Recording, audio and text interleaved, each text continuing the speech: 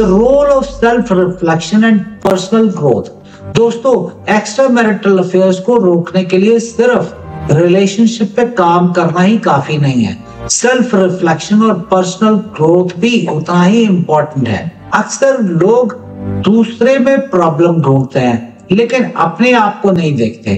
क्या आप अपने पार्टनर के साथ वैसा ही बिहेव करते हैं जैसा आप चाहते हैं कि वो आपके साथ करें? क्या आप उनकी फीलिंग्स को समझने की कोशिश करते हैं? एक एग्जांपल लेते हैं। एक बिजनेसमैन थे जो हमेशा अपनी वाइफ को ब्लेम करते थे, वो उन्हें समझती नहीं है। लेकिन जब उन्होंने सेल्फ रिफ्लेक्शन किया तो उन्हें रियलाइज हुआ वो खुद भी अपनी वाइफ की फीलिंग्स को इग्नोर करते थे। इस रियलाइजेशन ने उनकी सोच बदल दी और उन्होंने अपने बिहेवियर में चेंज लाना शुरू किया। इसलिए आप अपने आप से पूछिए, क्या मैं एक अच्छा पार्टनर हूं? क्या मैं अपने रिलेशनशिप में वो सब दे रहा हूं जो एक्सपेक्ट करता हूं? अगर जवाब नहीं है तो उस पर काम कीजिए। The importance of emotional intelligence. Emotional intelligence एक ऐसा स्किल है जिसे डेवलप करने से आपके सभी रिलेशनशिप्स, खासकर आपका मैरिज बेहतर हो सकता है। इसका मतलब है अपनी और दूसरे की इमोशंस को समझना, उन्हें मैनेज करना। जब आप इमोशनली इंटेलिजेंट होते हैं तो आप अपने पार्टनर की फीलिंग को बेटर समझ पाते हैं। आप उनके नॉन वर्बल क्यूज को भी पकड़ लेते हैं। इससे मिसअंडरस्टैंडिंग कम होती है और कम्युनिकेशन इंप्रूव होती है। एक उदाहरण लेते हैं। एक टीचर थी जिन्हें लगता था कि उनके हस्बैंड उनसे प्यार नहीं करते क्योंकि वो एक्सप्रेस नहीं करते थे। लेकिन जब उन्होंने इमोशनल इंटेलिजेंस डेवलप की तो उन्हें रियलाइज हुआ कि उनके हस्बैंड अपना प्यार एक्शन से दिखाते थे, जैसे उनके लिए ब्रेकफास्ट बनाना या उनकी फेवरेट चीजें लाना। इस रियलाइजेशन ने उनके रिलेशनशिप को बहुत स्ट्रेंथन किया। इसलिए अपनी इमोशनल इंटेलिजेंस को बढ़ाइए। इससे न सिर्फ आपका मैरिज स्ट्रॉन्ग होगा बल्कि आपकी ओवरऑल लाइफ क्वालिटी भी इंप्रूव होगी। The role of forgiveness and second chances. कभी कभी सारी कोशिशों के बावजूद कोई एक्स्ट्रा मैरिटल अफेयर्स हो जाता है। ऐसी सिचुएशन में क्या करना चाहिए? क्या रिलेशनशिप को एक सेकंड चांस दी जानी चाहिए? ये बहुत ही पर्सनल डिसीजन है और हर कपल को अपनी यूनिक सिचुएशन के अकॉर्डिंग फैसला लेना चाहिए। लेकिन अगर दोनों पार्टनर्स रिलेशनशिप को बचाना चाहते हैं तो फॉरगिवनेस एक पावरफुल टूल हो सकती है। फॉरगिवनेस का मतलब ये नहीं है कि आप जो हुआ उसे भूल जाएं या उसे जस्टिफाई करें। इसका मतलब है कि आप अपने एंगर और हर्ट को लेट गो करें ताकि हीलिंग शुरू हो सके। एक एग्जांपल लेते हैं। एक कपल था जहां हस्बैंड ने अफेयर किया था। वाइफ ने इनिशियली तो डिवोर्स की बात की, लेकिन फिर उन्होंने कपल्स थेरेपी लेने का फैसला किया। धीरे धीरे वाइफ ने फॉरगिव करना सीखा और हस्बैंड ने अपनी गलती से सीख ली। आज वो एक स्ट्रॉन्गर और मोर ऑनेस्ट रिलेशनशिप में है। याद रखिए, फॉरगिवनेस एक प्रोसेस है, एक इवेंट नहीं।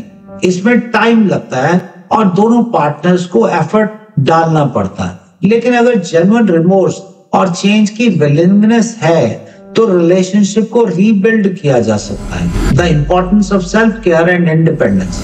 अक्सर लोग अपने रिलेशनशिप में इतने लॉस्ट हो जाते हैं कि वो अपना इंडिविजुअल आइडेंटिटी खो देते हैं।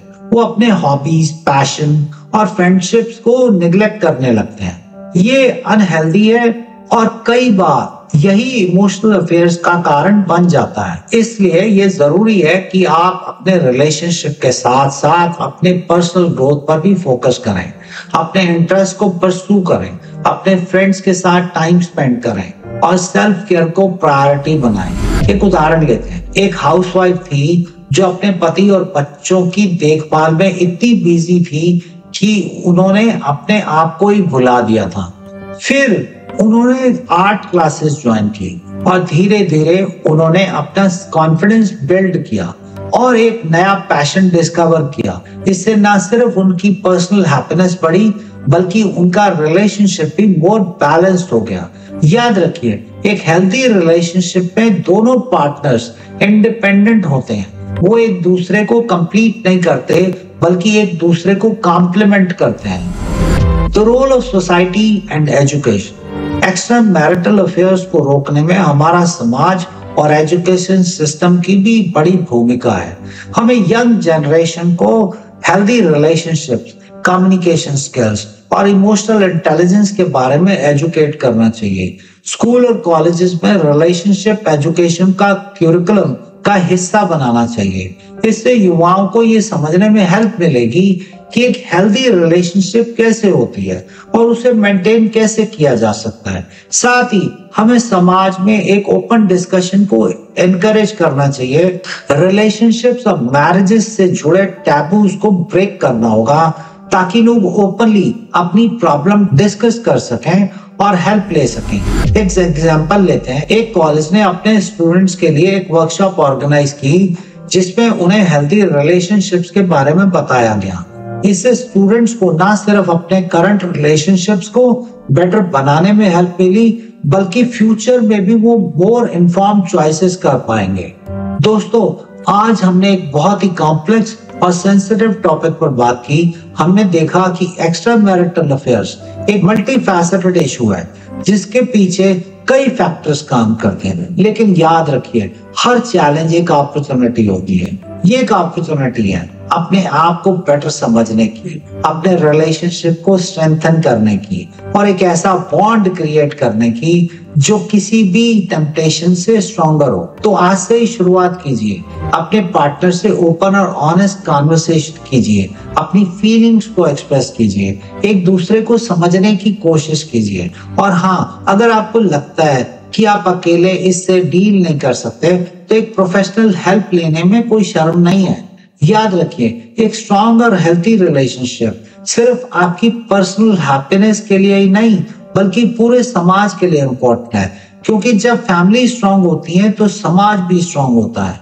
और अंत में, अगर आप ऐसे ही इंफॉर्मेटिव और थॉट प्रोवोकिंग वीडियोस देखना चाहते हैं तो हमारे चैनल को सब्सक्राइब करना ना भूलें। हम रेगुलर बेसिस पे ऐसे ही एंगेजिंग कंटेंट लाते रहते हैं जो आपको अपने आप को और अपने रिलेशनशिप्स को बेटर बनाने में हेल्प करेंगे। इस वीडियो को अपने दोस्तों और फैमिली के साथ शेयर करें ताकि हम सब मिलकर एक समाज बना सकें जहां हर रिलेशनशिप लव, ट्रस्ट और रिस्पेक्ट पर बेस्ड हो। थैंक यू फॉर वॉचिंग और अपना ख्याल रखिए।